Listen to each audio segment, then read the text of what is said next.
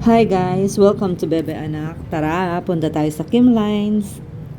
Para sa mga di nakakaalam po ng location namin, from Palengke ng Masantol sa Santo Niño, ay dire-diretso lang po hanggang makakyat sa dike. Sa bandang kanan ay matatanaw natin ang flood control na papuntang Pandusena, Bebe Anak. At tayo naman po ay kakaliwa, papuntang Arabia, Bebe Anak, na kung saan matatagpuan ang Kim Lines. Mga 4 na establishment lang po at nandito na po tayo sa ating destinasyon.